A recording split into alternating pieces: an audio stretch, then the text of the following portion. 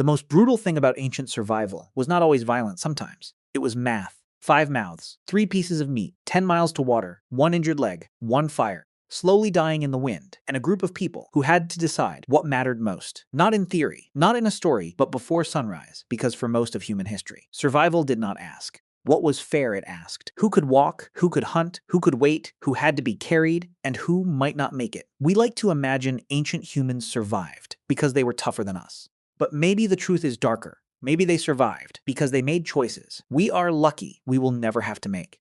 Today, most survival decisions are hidden from us. You do not decide. Who gets medicine? A doctor does. You do not decide. Where food comes from?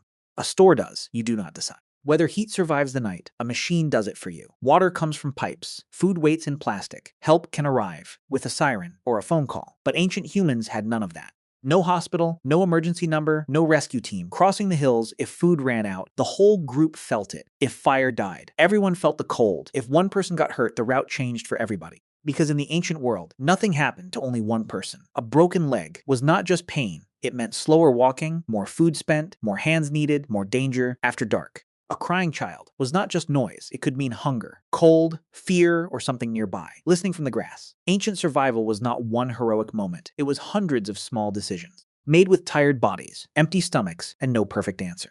The first brutal decision was food. Hunger does not arrive. Like a monster, it arrives quietly. One failed hunt, then another. A river with fewer fish. Tracks that lead nowhere. At first, everyone eats a little less. The adults pretend they are fine. The children get the softer pieces. The elders chew slowly, as if eating slower can make the food last longer. But eventually, the group has to look at what remains. And the math becomes cruel. Who eats first? The strongest hunter. Because tomorrow, he might bring back meat, the child. Because without children, there is no future, the pregnant mother. Because 2 lives may depend on one body, the elder. Because memory can be more valuable than muscle, or the injured person who cannot help today, but might survive if the group gives them one more chance. Food was never just food. It was trust, strategy, memory, a vote for what tomorrow should protect. Every bite became a question. Every shared piece became a promise.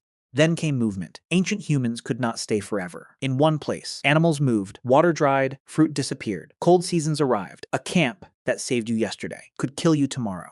So the group had to move, and moving sounds simple until someone cannot keep up. An injured hunter, an old woman who knows where water returns. After drought, a sick child, a mother, already carrying too much. Suddenly, the question is not, where do we go? The question is, who can make the journey? The easy assumption is that ancient humans simply abandoned the weak. But the bones tell a stranger story. At Dmanisi, almost 1.8 million years ago, one human ancestor lost nearly all of their teeth, not for one day, not for 1 week, for years. Someone may have helped them eat. Someone may have softened food. Someone may have decided that a toothless person was still worth keeping alive. And that changes the question.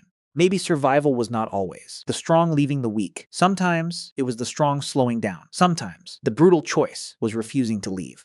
And Dmanisi was not the only clue at Shanidar Cave in what is now northern Iraq. Archaeologists found a Neanderthal man who should make us pause. He had suffered a crushing injury to the head. One eye was likely damaged, one arm was withered, his body carried signs of old pain, old damage, old survival, and yet he lived for years, long enough that the injuries had healed. That means something, because in a world of cliffs, cold, hunger, and predators, a badly injured person does not survive alone. Someone noticed him, someone waited, someone shared food, someone accepted that the group would move slower. That is the mini twist. Modern people often miss. Care was not easy, care was expensive. Every injured body cost energy, every delay cost daylight, every extra mouth cost food. So yes, leaving someone behind was brutal, but keeping someone alive could be brutal too. It meant choosing humanity, even when humanity made survival harder.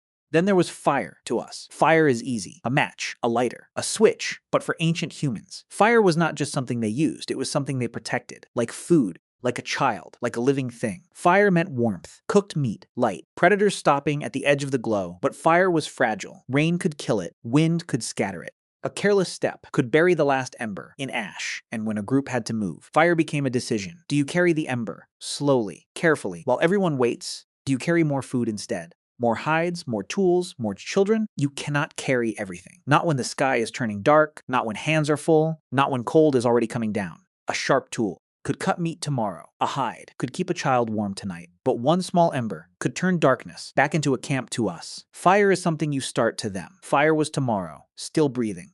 And then there was danger. Real danger was not always cinematic. It was quiet, a sound in the grass, birds lifting from trees, tracks near water, a smell on the wind, something watching, before anyone could see it. At Schoningen in Germany, archaeologists found wooden spears from the deep past, not random sticks, carefully shaped weapons, found with animal bones, from hunting grounds. That tells us something.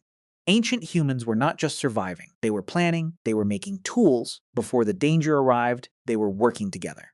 Against animals, stronger than themselves. But even a spear created another decision. Do you fight? Do you hide? Or do you run? If they ran, the children might fall behind. If they hid, the fire might die. If they fought, someone might not return. Courage was not always survival. Sometimes courage got people killed. Sometimes fear kept the group alive. Ancient humans had to read the world faster than the world could punish them.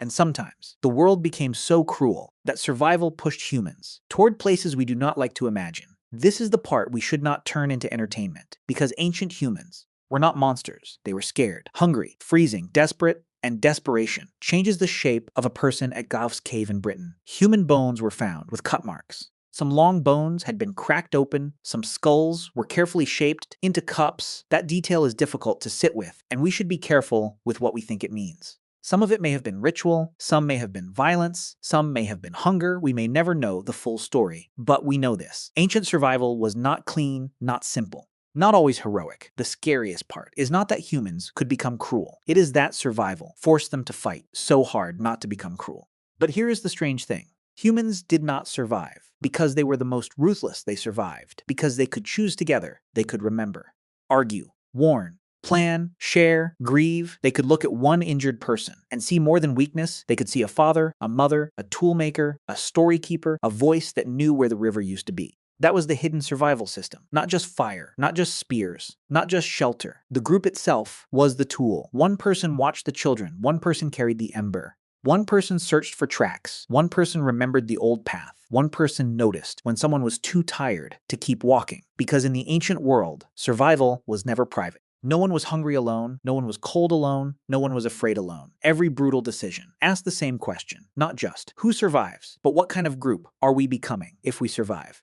Today, most of those choices have disappeared. We do not decide who gets carried through the snow. We call an ambulance. We do not decide who eats first. We open the fridge. We do not guard fire with our hands. Through wind and rain, we press a button and the room becomes warm, and that is a miracle. A quiet one, a normal one, the kind of miracle we forget to notice. Modern life protects us from the old math. 5 mouths, 3 pieces of meat, 1 injured leg, 10 miles to water, but maybe, because those choices disappeared, we started to believe survival was something a person does alone: my food, my room, my money, my problem, my life. But for most of human history, there was no private survival. A hungry person changed the whole camp. A sick person changed the route. A tired child changed the speed of everyone. A dying fire woke the group. So when we look back at ancient humans, it is easy to imagine brutality, the hunger, the cold, the fear, the impossible choices. But maybe the real story is not only how cruel survival was, maybe the real story is that humans kept choosing each other inside a world that gave them every reason not to. Someone shared food when there was not enough. Someone carried fire when their hands were tired. Someone slowed down so another person could keep walking.